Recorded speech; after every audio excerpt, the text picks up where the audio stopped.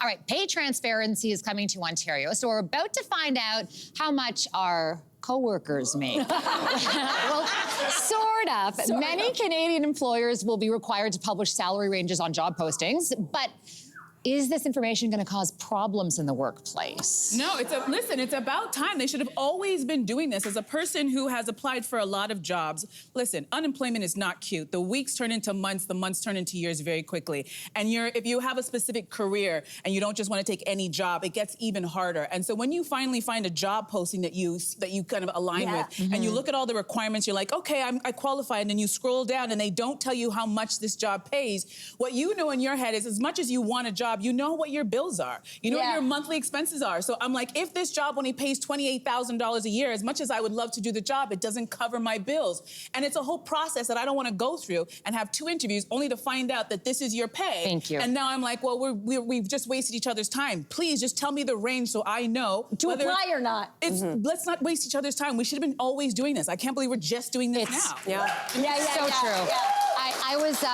I was just offered an anchor job recently, and I was called for this job, and the person was like, oh, well, this is great exposure, and you're gonna work with this person, you guys get along, you know each other, and all this kind of stuff. And I was like, okay, I'm gonna stop you there.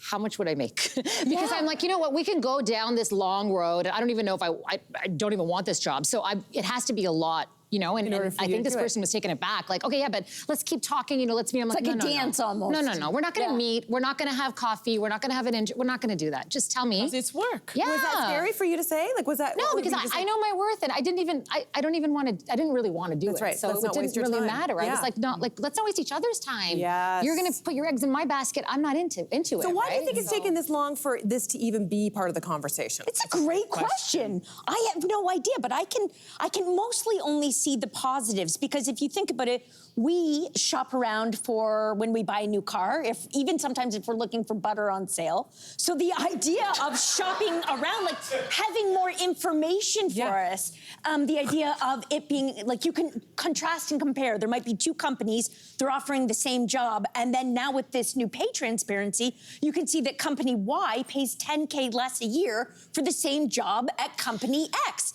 So it's like the idea of, oh, this is informing us. This is only empowering us, no? The only issue I have, go ahead, did you want to say something? No, all I was gonna say was, like, what do you think are some of the issues? So here's my issue that I think could be an issue, and I think it's when you apply for an internal job, right? It could be destabilizing to the relationship that you have with your colleagues. So you have colleague X who isn't the best performer, and then they're applying to this other job, and you're like, whoa, they're getting paid this much? They didn't even do this job at the, at the top level. Or even if you know that person just got a brand new job that was advertised, you can see what the range was, and they come in, maybe they come in at a range that's higher than you. Does that cause employee resentment? That's the question. But maybe that's only a temporary thing. I was just gonna say, I think it will cause a great deal of resentment. I think it'll cause some storms, but I think those are necessary growing pains for this to achieve, I think, what it's hoping to achieve. Growing pains for who, though? The employer or the employee? Both, I think. Because I think as much as the employees are just like, yeah, I want to know. It's like, yes, but if your employer is also going to have to tell you the reason why I'm not paying you this much is because you don't do this, you don't do that, you don't bring this to the table, and that person brings all of that to the table. So I think it's a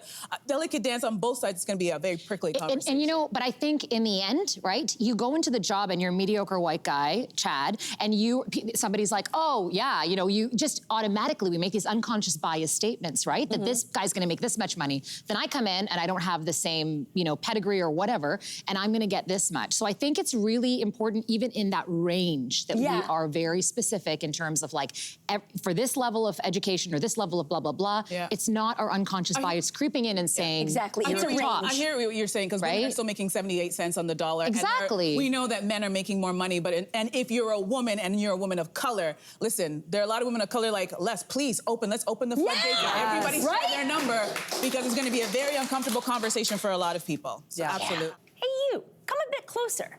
We've got so many more must-see interviews, spicy debates, lifestyle tips, and pop culture moments. So subscribe to our channel by tapping the logo below and don't miss out.